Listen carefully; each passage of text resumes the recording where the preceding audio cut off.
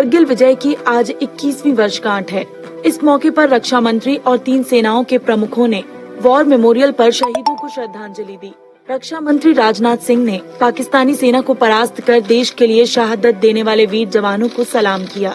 रविवार को रक्षा मंत्री राजनाथ सिंह ने कहा, करगिल विजय दिवस पर मैं देशवासियों को हार्दिक शुभकामनाएं देता हूं। करगिल की विजय दिलाने वाले सेना के जवानों की शहादत सदैव हमारे लिए प्रेरणा के स्रोत के रूप में काम करेगी।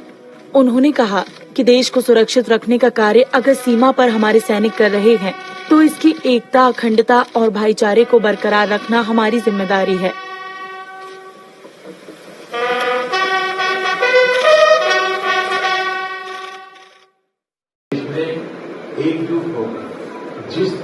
कोरोना संक्रमित होने के बाद सीएम शिवराज चिरायू अस्पताल में भर्ती हैं। आज उनकी सभी जांचें नॉर्मल पाई गई हैं। जहां सीएम शिवराज का टीवी पर मन की बात सुनते हुए एक वीडियो सामने आया है। वार्ड में भर्ती सीएम शिवराज पीएम मोदी की मन की बात सुन रहे हैं। उनके आसपास कुछ डॉक्टर्स भी मौजूद हैं। दुनिया के ज्यादातर देशों से काफी कम। सोमवार 3 अगस्त को सावन माह की अंतिम तिथि पूर्णिमा है। इसी तिथि पर रक्षाबंधन मनाया जाता है। इस बार सुबह 9:29 तक भद्रा रहेगी। भद्रा के बाद ही बहनों को अपने भाई की कलाई पर रक्षा सूत्र बांधना चाहिए। उज्जैन के ज्योतिषाचार्य पंडित मनीष शर्मा ने बताया, रक्षाबंधन पर गुरु अपनी राशि धनु में और शनि मकर में वक्री रहेगा। इस दिन चंद्र भी शनि के साथ मकर में रहेगा। ऐसा योग 558 साल पहले 1462 में बना था। उस साल में 22 जुलाई को रक्षाबंधन मनाया गया था। इन योगों का असर सभी 12 राशियों पर होगा। मेष, वृष, कन्या, वृश्चिक, धनु, मकर और मीन राशि के लोगों के लिए ग्रहों के योग शुभ रहने वाले हैं। कर्क राशि के लिए समय सामान्य रहेगा। मिथुन, सिंह, तुला और कुंभ राशि के लोगों को संभल कर रहना होगा। ये जनाब बाजार में बिना मास्क के खरीदारी कर रहे थे। पुलिस ने रोका तो इन्होंने बैग में से पत्नी के लिए खरीदा हुआ पेटीकोट निकाला और मुंह पर मास्क की तरह बांध लिया। मामला दमोह जिले के बांदकपुर कस्बे का है। जनाब की इस हरकत पर पुलिस वाले भी अपनी हंसी नहीं रोक सके। घरवाली को साया मान लाओ, मास्क ने लगाया तो घरवाली का साया बांध के आया है। टोटल लॉकडाउन के दौरान भोपाल पुलिस से बचना अब लोगों के लिए आसान नहीं होगा। शहर भर में करीब 200 जगह नाकेबंदी की गई है, लेकिन जहां पुलिस नहीं पहुंच पा रही, वहां ड्रोन अपना काम कर रहा है।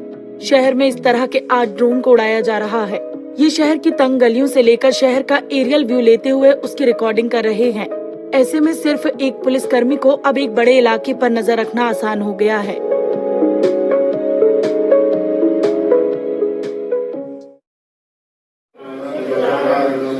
मुख्यमंत्री शिवराज सिंह चौहान के कोरोना पॉजिटिव आने के बाद से उनके स्वास्थ्य लाभ को लेकर मंदिरों में पूजा अर्चना और प्रार्थनाएं शुरू हो गई हैं।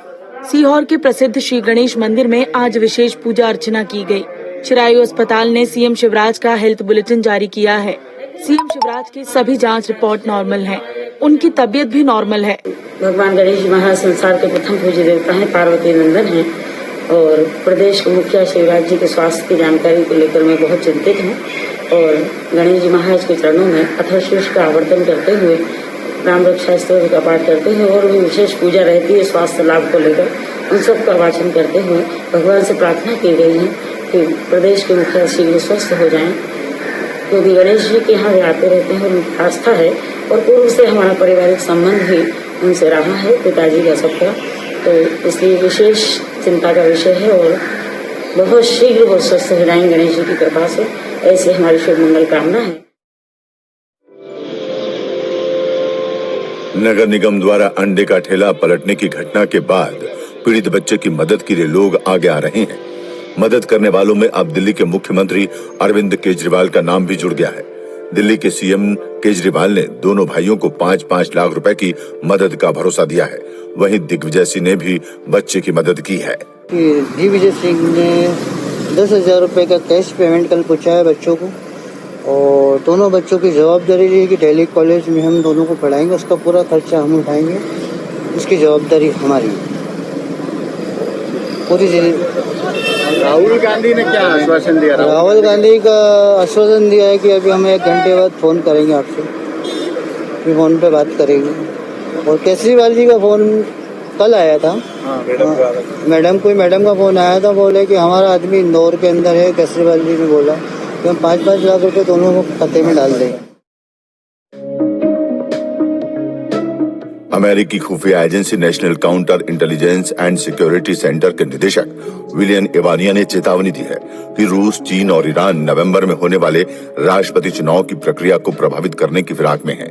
वे उम्मीदवारों और उनके राजनीतिक अभियानों की उन गोपनीय सूचनाओं को लीक कर सकते हैं जो उनको फायदा पहुंचाए। एजेंसी के अफसर चुनाव प्रबंधन से जुड़े केंद्र और राज्यों के सभी नेटवर्क में पहुंच हासिल करने की कोशिश में लगे हैकरों की निगरानी कर रहे हैं। इवानिया के मुताबिक कोरोना महामारी और हाल ही में अश्वेतों के विद्रोह ने इन देशों को उनके मकसद के लिए बहुत मसाला दे दिया, जिससे कि वे अमेरिका में दुष्प्रचार कर सकें।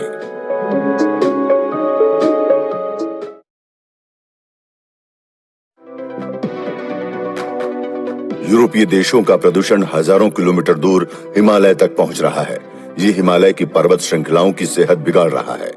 शोध में सामने आया है कि ग्लोबल वार्मिंग के चलते हिमालय में सितंबर से दिसंबर तक होने वाला हिमपात शिफ्ट होकर जनवरी से मध्य मार्च तक चला गया है, जिसके कारण जनवरी से मध्य मार्च तक पड़ी बर्फ अप्रैल और मई में गर्मी आते ही पिघल रही है। Wadia institute of Himalayan geology का शोध बताता है कि बायोमास प्रदूषण, कार्बन डाइऑक्साइड और तत्व आधारित प्रदूषण से उत्तराखंड, जम्मू कश्मीर, हिमाचल, सिक्किम और अरुणाचल प्रदेश में विंटर लाइन हिमरेखा लगभग 40 से 50 मीटर तक पीछे चली गई है।